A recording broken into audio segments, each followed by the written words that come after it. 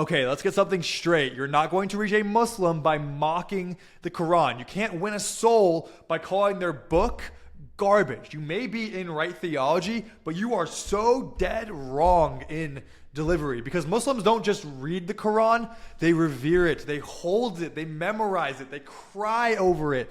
It's sacred, it's familiar, it's their heart language with God. It's God speaking to them directly. So if you come in guns blazing, all you're going to be doing is building up walls. But what if, instead of using it as a weapon, you use the Quran as a bridge, not to affirm everything inside of it, but to meet Muslim people where they already are and lead them where they need to go. And when you understand how reverent a Quran is in a Muslim's hands, how they worship with it 5 times a day, you'll realize you should never disrespect somebody like that.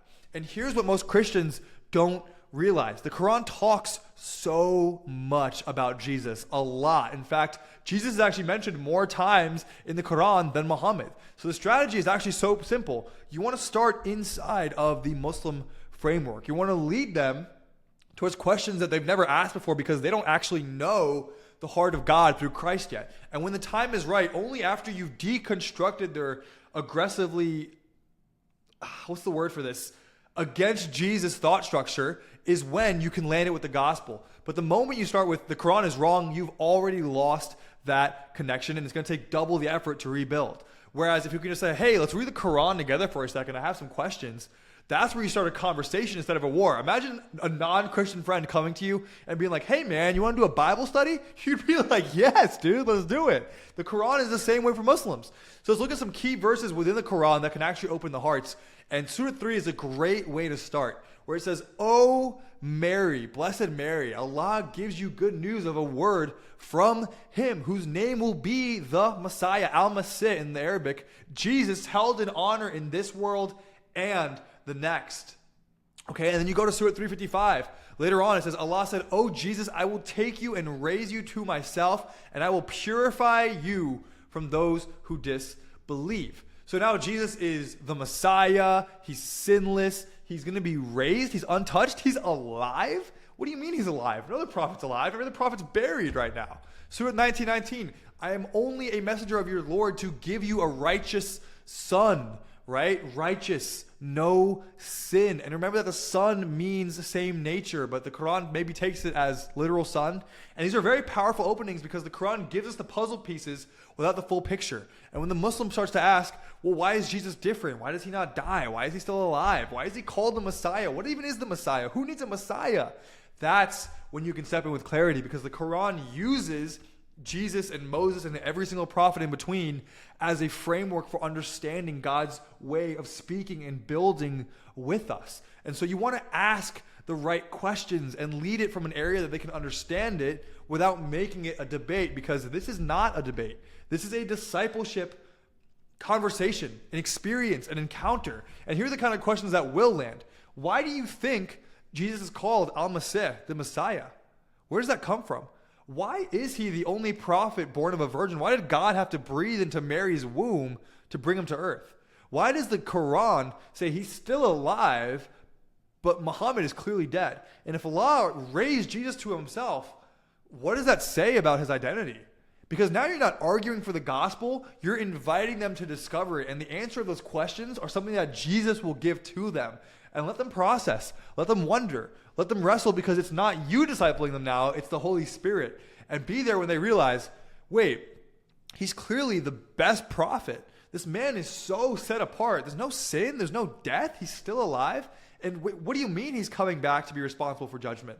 That's the moment that the bridge of the Quran becomes a doorway. And I have not once met a Muslim who honestly asked that question who wasn't on the path to being so radically saved. And that's where I was too. Those are the questions I would look myself in the mirror on at night and be like, is this really happening? And here's the truth. Once they've begun to respect Jesus in a new way, it's time to ask, if Jesus was still alive, what was the mission that was unfinished? And if he's the Messiah, what did he come to save people from? And this is where the cross comes in, not as a rebuttal, but as fulfillment. So you can never say, hey, your Quranic book is wrong. You have to say, well, what if the things that you see in your book are pointing to something more? Like, what if there's a mission that you're missing? Well, I wouldn't even say that because that's honestly very, very Christian thing to say, right? So let's go back to building up to that. So I want to let's go back to the Old Testament, okay? Let's open Isaiah 53. Let's read the Psalms. Let's talk about Daniel 9. Let's show them the prophecy from the Torah after prophecy fulfilled in Jesus, right? Let the word confirm what the Quran only hints at, because the Quran gives the titles, but the Bible, the reason it's so big is because it gives every ounce of meaning behind the titles. The Quran can call him Messiah, but the Old Testament and New Testament shows him crucified and resurrected and reigning on a throne in heaven on the right hand of the Father. And listen, I don't need you to be afraid of the Quran. I just need you to stop being lazy with it. You don't need to agree with it, but if you care about reaching Muslims, you have to understand it. You need to, because they're already reading about Jesus, and they're going to feel how unequipped you are, and that shows them that you don't really care, that you just have a headhunting goal of evangelizing so you can have more fruit in heaven, when your real job is to help them see who he really is. And sometimes that bridge that you're going to be responsible for starts with the book that they already love. And if you can walk it with them and then lead them home through it, you will have so much fruit of ex-Muslim in your life that you will be so lit on fire yourself, because ex-Muslims are the most on fire people for the Lord that I have ever seen. Pretty comparable with the Jewish people, because they finally accept the Messiah that their entire bloodline was taught to deny. Okay? And I want that for you. But you have to pay the price now. You have to work now, so when the opportunity comes to you, which the Holy Spirit has a beautiful way of doing, those who have a heart for the Lord, who have ex-Muslim ministry on their heart, current ministry into ex-Muslim ministry on their heart, they are blessed with knowledge because they steward that well. They say, oh, heart desire. Okay, Lord, I'm going to go explain my heart. I'm going to go learn about what this actually means. And they put the work in for the Lord as an act of obedience. And you know what the Lord does when you're obedient? He answers your prayer and he trusts you with more. So I'm going to pray over this call. Heavenly Father, we ask you for confidence in knowing the Quran. We thank you for creating the Quran as much as you have, Lord, as much a pain as it's cost us. Lord, we thank you that it is something that we can learn and then, Heavenly Father, bounce off of the Bible, the Old Testament and New, and see it for what it is. Heavenly Father, we thank you that it's just a book. We thank you that it's something that has misled so many hearts, because, Lord, it gives us a chance to grow in ourselves to reach those hearts. God, we trust you. We love you. We thank you for our Muslim brothers. We thank you for the religion of Islam, because, Lord, even though it goes against you right now, it can light a fire inside us to be obedient to you and to bring you home, to perfect your bridegroom. Lord, we truly believe that ex-Muslim revival and Muslim revival as a whole is so key to Maranatha. Heavenly Father, we love you. We thank you. I'll see you guys in the next video. Is this ending? Can you guys hear me still?